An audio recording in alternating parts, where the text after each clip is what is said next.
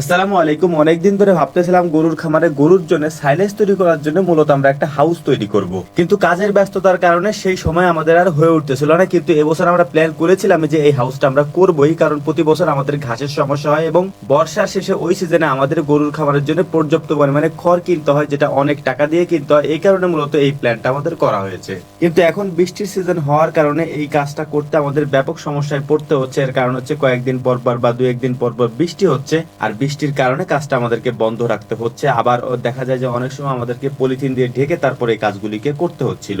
এই হাউসটি বানানোর সময় আমরা একটা জিনিস চিন্তা করতেছিলাম, সেটা হচ্ছে যে এই সিজনে তো আমাদের কাছে পর্যাপ্ত পরিমাণে ঘাস থাকে, তাই এই সিজনে আমাদের সাইলেজের প্রয়োজন হয় না। হয়তো বছরে 3-4 মাসের জন্য আমাদের সাইলেজটা দরকার হবে, কিন্তু এর বাইরে তো এই হাউসটা খালিই পড়ে থাকবে। এই জন্য চিন্তা করতেছিলাম যে এই হাউসটাকে অন্য কোনো ভাবে কাজে লাগানো যায় কিনা, সাইলেজ তৈরি বাদেও এটাকে অন্য কাজে ব্যবহার করার জন্য অথবা অন্য কাজে লাগানোর জন্য একটাই মাধ্যম আছে, সেইটা হচ্ছে এখানে আমরা মাছ চাষ করতে পারবো যখন আমরা সাইলেজ তৈরি করব না। এখন অনেকেই হয়তো বলতে পারেন যে মাছ চাষ করার জন্য এটা আদর্শ কোনো হাউস না, অর্থাৎ এত বড় হাউসের মধ্যে মাছ চাষ করা যায় না, কারণ এটার গভীরতা অনেক বেশি। কিন্তু আমরা আগেই বলেছি এইটা মূলত আমরা তৈরি করতেছি আমাদের গরুর খামারের গরুর জন্য সাইলেজ তৈরি করার জন্য। অর্থাৎ সাইলেজটা কিভাবে আমরা তৈরি করি ছোট্ট করে সেটাও আমি আপনাদেরকে বলে দিচ্ছি। সেটা হচ্ছে যে সাইলেজ তৈরি করার জন্য আমাদের পর্যাপ্ত পরিমাণে ঘাসের প্রয়োজন হয়, অর্থাৎ যখন ঘাসের পরিমাণ বেশি থাকে ওই সময় আমরা আমাদের চপার মেশিনে ঘাসগুলিকে ছোট ছোট করে কেটে তারপর বস্তাবন্দি করে রাখি বিভিন্ন সময়। কিন্তু বস্তাবন্দি করতে গেলে অনেক বেশি জায়গার প্রয়োজন হয়, কিন্তু যদি একটা হাউস করা হয় এই হাউসের মধ্যে চিটাগুড় দিয়ে যেভাবে আমরা সাইলেজটা করি এবং এই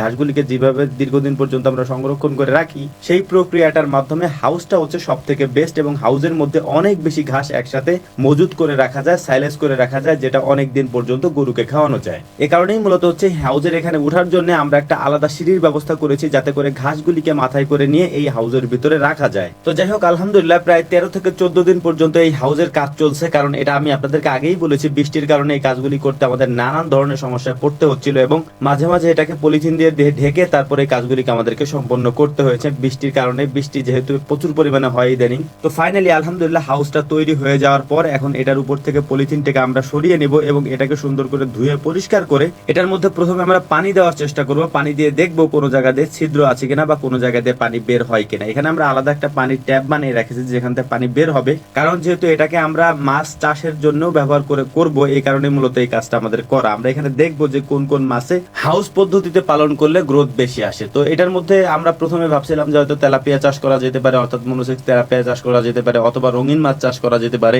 কিন্তু এখন অনেকে হয়তো বলতে পারেন যে ভাই এটার গভীরতা তো অনেক বেশি, কিন্তু গভীরতাটা হচ্ছে আমাদের আমরা কেন করেছি সেটা ভিডিওতে 2-3 বার আমরা বলেছি, যে এটা মূলত হচ্ছে যে একটা হাউস যেটার মধ্যে আমরা সাইলেজ তৈরি করব এবং এই হাউসটার মধ্যে আমরা আলাদা হয়তো যখন মাছ চাষ করব তখন হয়তো একটু মানে কমিয়ে দিতে পারি পানির পরিমাণ। তো এখানে পরিপূর্ণভাবে পানি দেওয়ার পর দেখলাম যে এটা পুরোপুরি সুইমিং পুলের মতো হয়ে গিয়েছে এবং সুন্দর একটা পরিবেশ তৈরি হয়ে গেছে এখানে। যদি এটা আমরা সুইমিং পুল হিসেবে বানাইনি, এটা আমাদের কাজের জন্যই তৈরি করা হয়েছে। তো যাই হোক, আলহামদুলিল্লাহ দেখা যাক পরবর্তীতে এটাকে কোন কোন কাজে আমরা ব্যবহার করতে পারি। যেহেতু 2টা কাজের জন্য এটাকে আমরা তৈরি করেছি, ওই 2টা কাজ সফলভাবে আমরা করতে পারি কিনা। সে পর্যন্ত আমাদের জন্য দোয়া করবেন। আসসালামু আলাইকুম রহমতুল্লাহ।